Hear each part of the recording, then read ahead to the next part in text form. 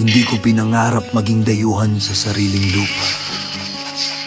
Pero sa bayan kong ito, tila walang puwang para sa mahirap.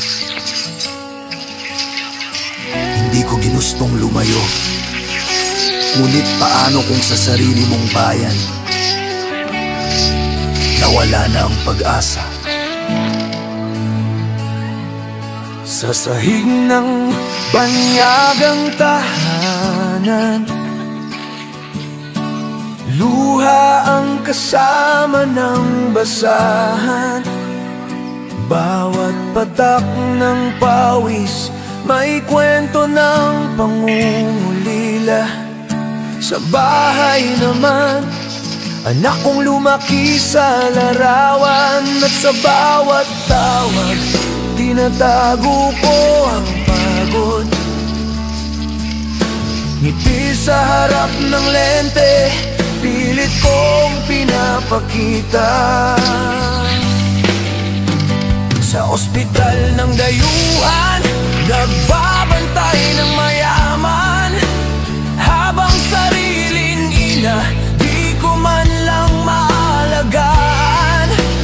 Bayan kong sinumpa ng katiwalian at pangako, kay daming may talento, ngunit walang puwang sa sariling lupain.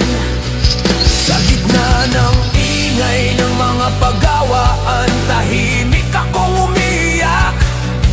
Itinatago ang lungkot, pangungulila sa mga mahal sa buhay. Gising sa dilim, tulog sa init, palaging pagod, habang sa gobyerno mga opisyal naglalasing sa kaban. Samantalang kami rito, unti-unting nilalaso ng katawan, para lang sa kinabukasan.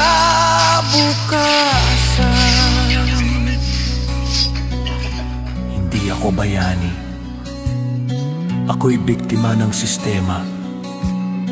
Kung matino lang sana ang nagpapatakbo ng pamahalaan, di ko kailangang iwan ang bayan kong mahal.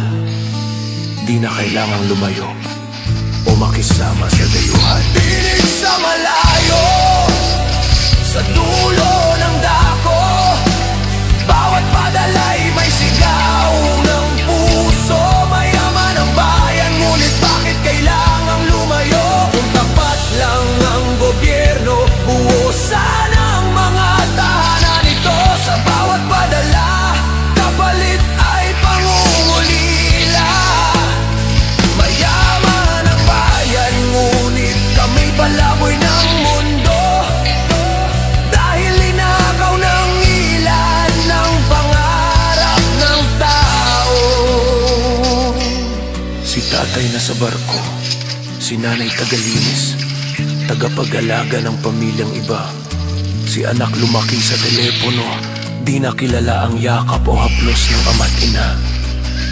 Ganito ba talaga ang sinasabi nilang tagumpay?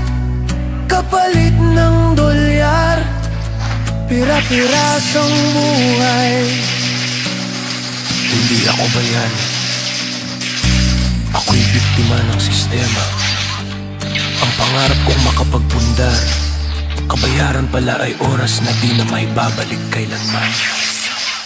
Tinig sa malayo, sigaw ng Pilipino, di sa pera nasusukat